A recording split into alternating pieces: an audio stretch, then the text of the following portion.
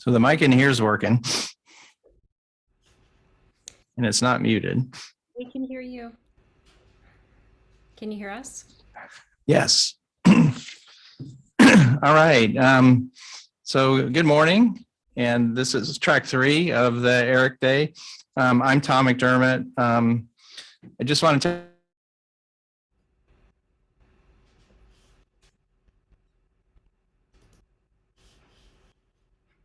Q&A feature on the Zoom call if you're online. For those in the rooms, I think we're going to pass around the microphone.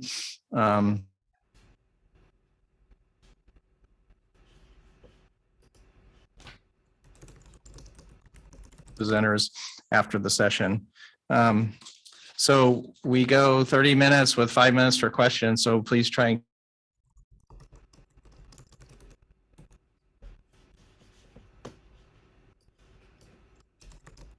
first presentation, Incentivizing Workforce Agility. This is Drs. Amanda Girth and Mike Rayo from Ohio State and Director of the Washington Studies at the Ohio State University. And she's recently appointed an adjunct fellow at the Center for Strategic and International Studies. Mike Rayo is an assistant professor at Ohio State, focusing on using computational and representational data transfer improve overall system resilience. So with that introduction, please, I'll turn it over to you. Wonderful, thank you. You all can hear me? Okay, good. Yes. All right. Well, thank you, Tom, for those introductions. You took the first agenda item off our list. My name's Amanda Girth. Thrilled to be presenting the results of our pilot on incentivizing innovation and culture. My colleague, Dr. Mike Rayo, will also be speaking, as well as our supportive partner at the Air Force Installation Contracting Center at Wright-Patterson Air Force Base, Mr. Westermeyer. Mr. Westermeyer, would you kindly introduce yourself? Good morning, everyone. This is Roger Westermeyer. I'm at the Air Force Installation Contracting Center. We support all of the Air Force installations. Thank you. Thank you. We'll move into our objectives, our findings. We'll talk a little bit about phase 2 and finally leave room for your questions at the end. We do have a diverse team on this project with government partners and experts in acquisition policy management, innovation, and engineering. 3 of us, as I noted, will be speaking today. I want to lead this morning, though, with gratitude. We are grateful to ASD, R&E, CIRC, and AIRC for their funding of this pilot work. We also want to acknowledge, of course, that the views, findings expressed today are those of the OSU authors.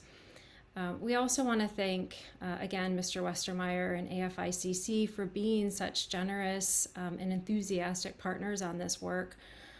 We had a great team also of research, graduate assistants, as well as others who were pivotal early on in this project for their guidance and interest in this study. Next slide. So the purpose of our 4-month pilot, which we're presenting today, was to uncover the largely underlying and invisible system pressures on the acquisition workforce. So think less about individuals and more on systems and process. As we moved through the study, you'll see here from our red scribbles that we learned. And we made some changes in our objectives as noted here. So as we uncover those system pressures, we design a program that produces interventions to address these systemic contributors. Ultimately, we want to incentivize long-lasting behavior change in the DoD and do what we need to meet the National Defense Strategy and defeat Russia and China. So we're not the intervention designers. In this case, AFICC is. So we collaboratively determined that introducing a program to co-create interventions through a workshop process that we'll talk about in a moment would benefit AFICC in terms of both sustainability and replicability throughout the enterprise. But before we get into our approach, I want to pause and turn the presentation over to Mr. Westermeyer to address the study and the importance of innovation in the Department of Defense and Air Force. Mr. Westermeyer? Well, thank you, Dr. Girth, for the opportunity to comment. So in the Air Force, our Chief of Staff, General C.Q. Brown, he has a vision that he says the Air Force must accelerate, change, or lose. And our senior acquisition and contracting leaders have embraced that vision and are actively pushing for more innovation in the Air Force. But historically, as our earlier panel said today, this acquisition and contracting cultures have been, I would say, risk adverse for a variety of reasons, which has in turn impeded innovation. So I was very pleased to sponsor this research that digs into why is our acquisition community risk averse, and more importantly, what interventions can we design to drive those behavior changes we are seeking to get after that innovation. So I look forward to hearing today's presentation and working with Ohio State on the next phase of the project. So thank you, and back to you, Dr. Girth. Thank you. Next slide. Wonderful. So we use novel methods that were derived from Mike's Cognitive Systems Engineering Lab to conduct this two-stage small-scale study. So first we used an interview technique called the Systemic Contributors and Adaptations Diagramming Method, SCAD, which is what we've dubbed it, to draw out innovation stories from across AFICC personnel. We used thematic pattern analysis then to model how the dynamics of the pressures reported in the system then contributed to innovative behaviors. Once the SCAD interviews were completed, we piloted a workshop then to evaluate an innovation intervention using our novel impacts framework, which will be detailed later on in the presentation. Throughout the process, AFICC provided access as well as insider knowledge of the organization. In fact, Mr. Westermeyer embedded a resource on the team, Major Sam Trio, who we are just grateful for his work on the project, as we tested this blended insider external team model for both the SCAD interviews as well as the impacts workshop. Mike, I'll now hand the presentation over to you to take us into the details of stage one.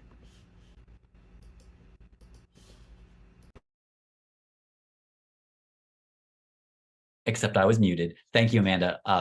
And good morning or afternoon, wherever you are, everybody. Again, my name is Mike Rayo. I do a lot of work in a lot of different settings, and these tools that we're going to share with you and the results were actually sharpened in a lot of different settings, actually with frontline workers. And the innovative space here is that we thought that the benefits that we saw in affecting frontline work could be directed towards the acquisition space in this place that this more kind of what we call blunt end, not lovingly call blunt end.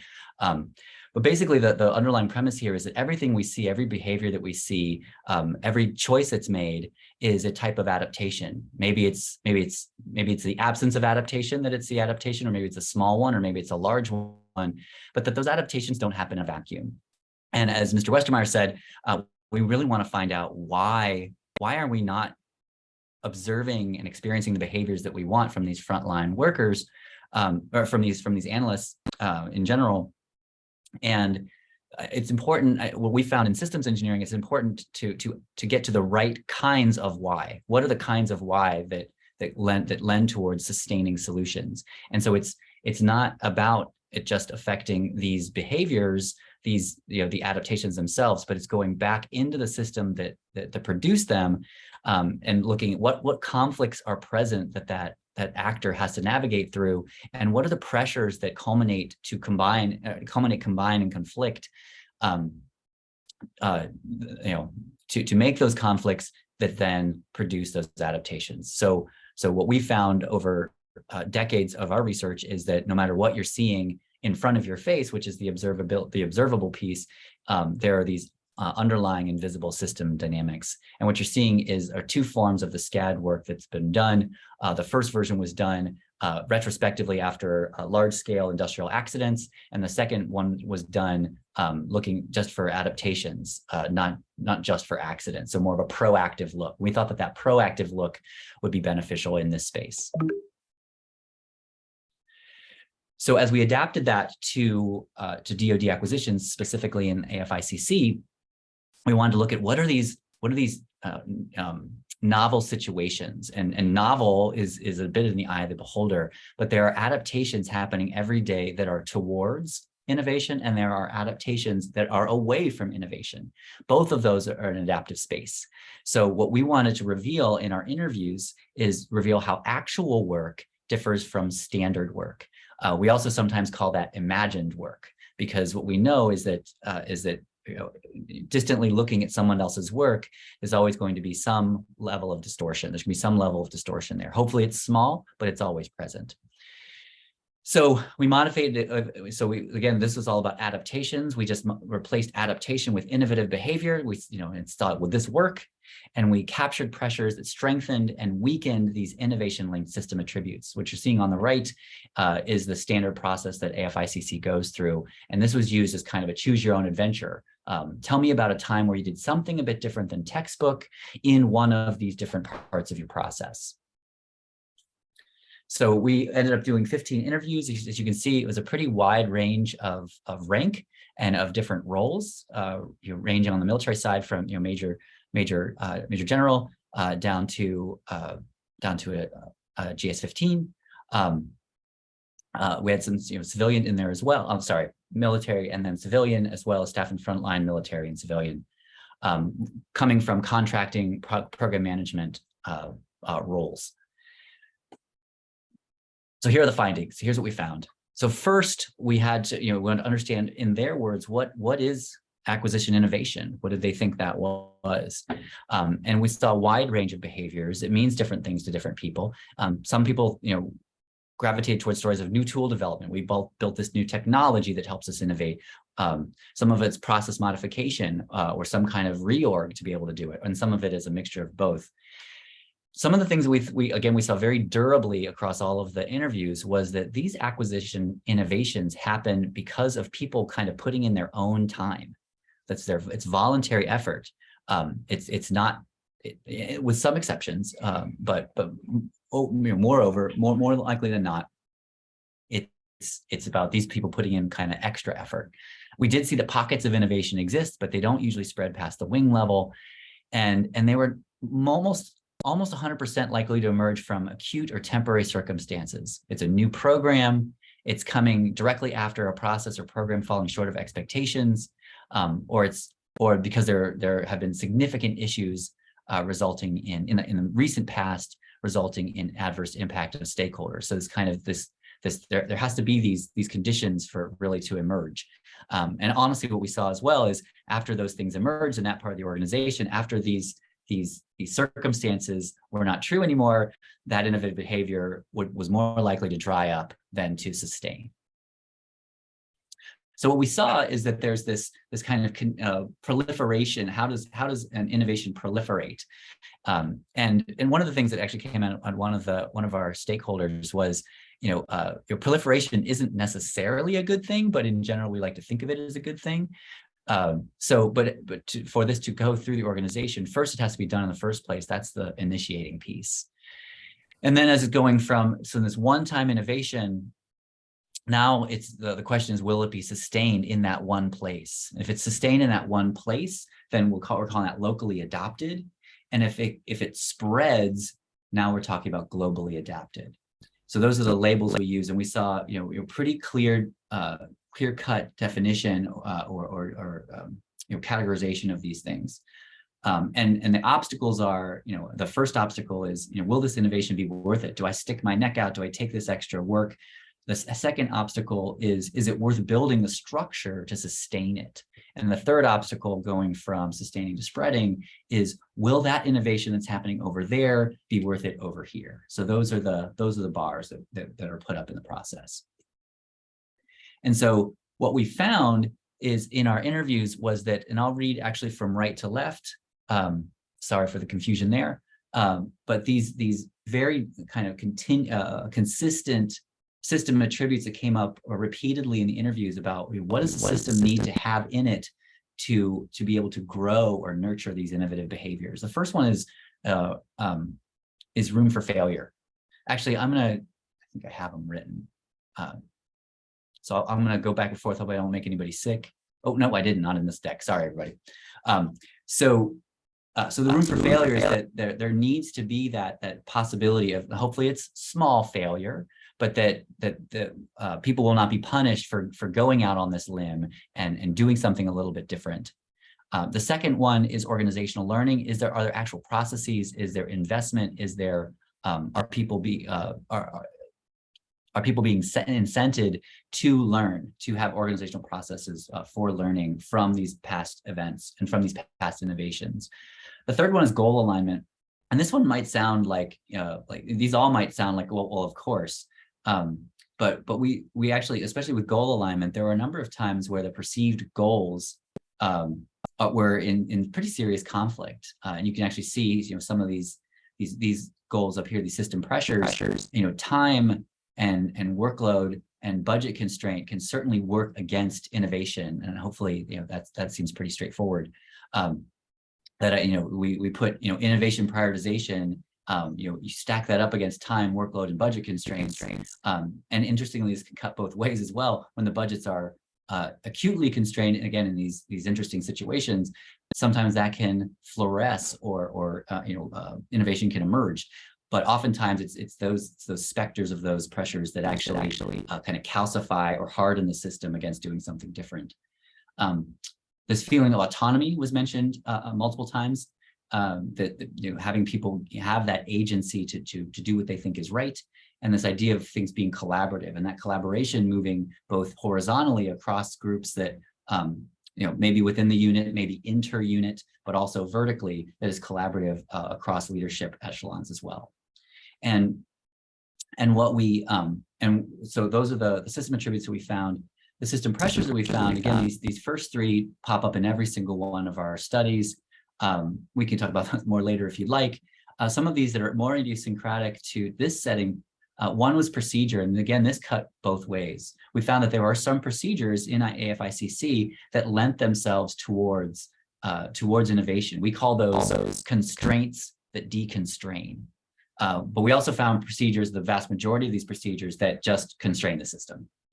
Even with this innovation prioritization, which are down lower, and that's that leadership is actively sending messages and signals. We want you to innovate. We want you to do things differently. We want to accelerate change, but the procedures, but the budget constraints, but the workload and the time issues, they tend to win out. Same thing with reliance on routines. So there also were a couple in this white area that were mentioned a couple times. I won't get into those today, just for time constraints on my presentation. And the other thing I wanted you to note here is that this idea of innovation and prioritization, that explicit pressure from management to say, thou shalt innovate, even though a lot of these tended to interact with each other, there was a feeling, especially of management, that if we do this, we can go around some of these system attributes. We don't have to touch these system attributes, and we'll get to the innovation anyway. And we found in the stories that we collected that that's just not the case. And so this, at least not, it's very rare when that happens. So going through the system attributes is a reliable way to get those innovative behaviors. Trying to subvert it just by kind of brute force, not really a successful strategy. So I'll go through the second piece of our work, which is the impacts workshop. And with impacts, you can see the 5 parts of it. The idea grounding is best practices from outside, combined with the work that you just saw. What's the evidence on the ground? Mental model alignment is how aligned is your organization top to bottom and side to side about, is this a problem that we really need to be solving? And is this a solution that's going to solve it? If we don't have good consensus around that, then we can't do nearly as audacious an intervention. Is it pragmatic? Meaning, cost, time, does that fit what I like to call fitting through the doorway? Are the actors there that are needed? Do we have the human resources to be able to pull this off and sustain it? Is there a plan to be able to sustain this? So what we did is we gave quick rubrics to 3 panelists. We gave them 2 different interventions. We had them rank those interventions on these scales with a little bit of extra material that I'm giving you. And then we went over those results and started to try to align those and try to improve those on these, actually change and revise the intervention so that it can improve on these different continua. We also had, they could put notes in here as well, but this part isn't actually publicly released yet, so we can't share that with you. So what we found quickly is that the workshop was very feasible. The pilot panelists that we used immediately saw intrinsic value in it, and they were able to align those perspectives really quickly. In fact, more quickly than we thought. So again, getting that alignment to then move forward with interventions, there's evidence that that'll accelerate with the workshop. So here's where we want to go. We want the next phase, we want a 2-year program. In year 1, we want to create a more detailed innovation map, which is that first bigger diagram with system attributes and pressures. We want, we did 15 interviews. That's probably not enough to do something really comprehensive. Second thing is we want to continue to refine the workshop. So that we continue to make that better and better, so it's easier to not only for us to implement, but for different folks within the different units and centers within the DoD, and then start creating an implementation plan so we can transition this to our partners in phase 2.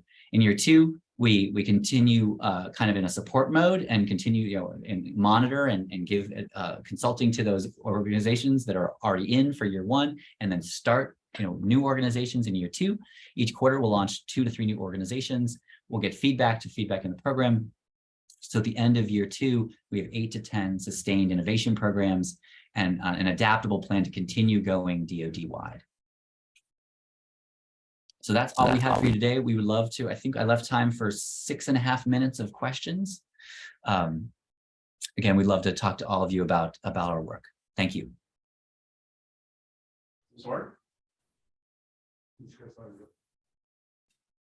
Okay. Can you hear me? Can you hear me on?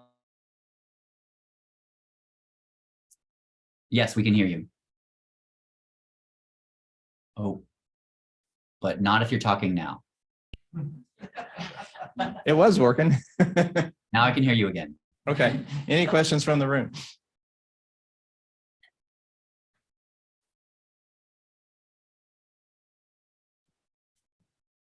Hi, Arun Serafin, a fellow here at AIRC. The department has established a lot of things that are called innovation cells and centers these days.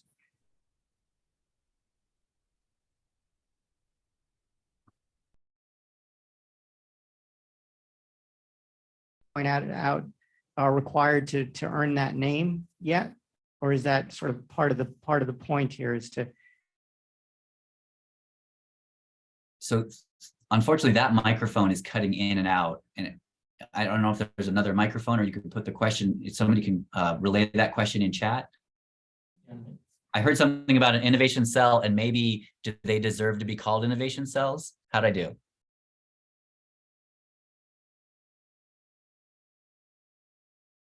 Have you studied anything about innovation cells and why they deserve to be called innovation cells, and how that affects people's behavior? So that's 2. So I'll start there. So AFICC has an innovation cell as well, and then that actually fed in. We spoke to a number of folks that are in that innovation cell, and that innovation cell, not everything works. In that innovation cell as well. So we treated that just like any other piece, but there are some pieces there that actually come straight from where the innovation cell is different largely different than other parts of AFICC. And it goes back to those system properties. They have been given room to fail. They've been given autonomy to do work in the innovation space. They've been given that space. And by and large, from what we heard, everybody outside of, most people outside of that innovation cell, they do not feel like they've been given that space.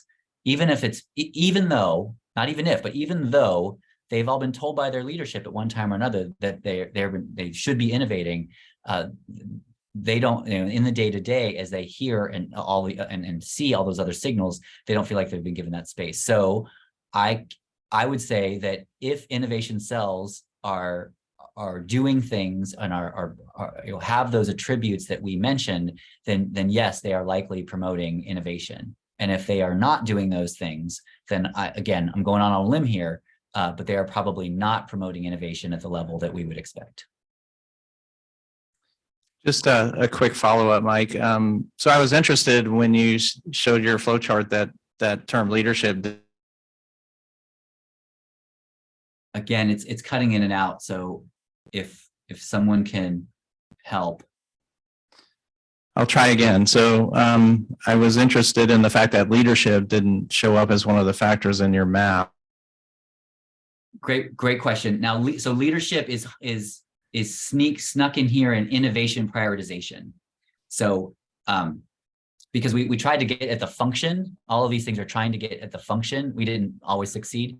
And what we boiled down to in our interviews was that what leadership was able to do, they could do all of these things. Leadership can explicitly try to inculcate these system attributes.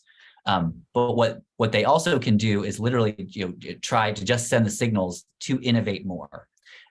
So leadership is everywhere here. It's part of the network. It's part of that collaboration or that collaborative, vertical collaborative. But the one thing we wanted to make sure it came clear to us is that when leadership, when their primary method of innovating is just to tell folks to innovate, again, sidestepping some of these other systems issues, it was not nearly as effective.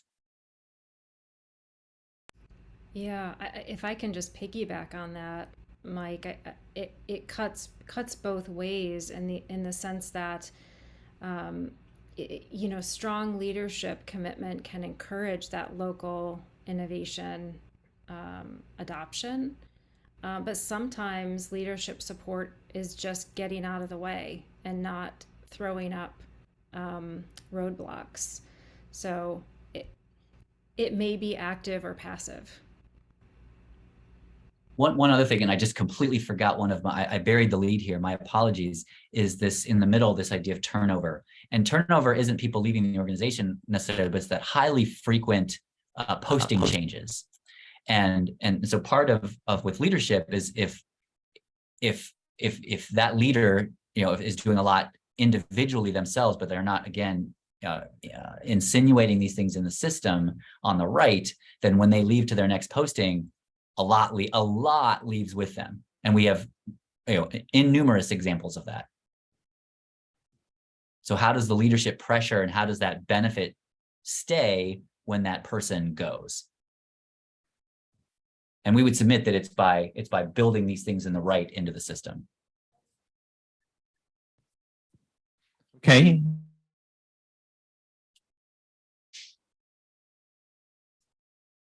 Yes.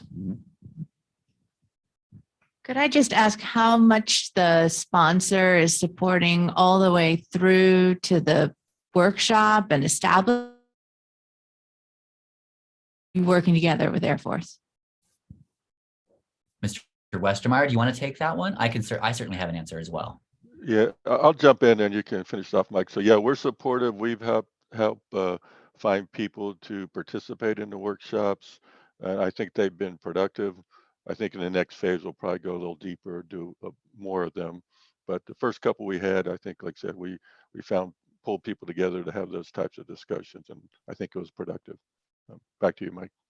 So the only thing I would add is, again, just to repeat ourselves a little bit, Major Sam Trujillo was with us every step of the way. And that was the first thing we asked for, was we want somebody to be part of the research team.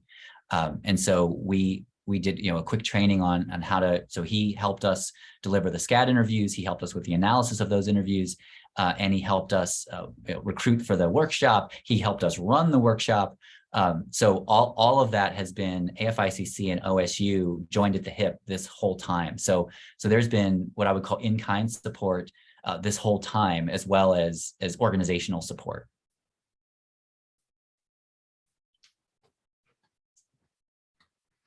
Great, thank you. Thanks to all of you. So our second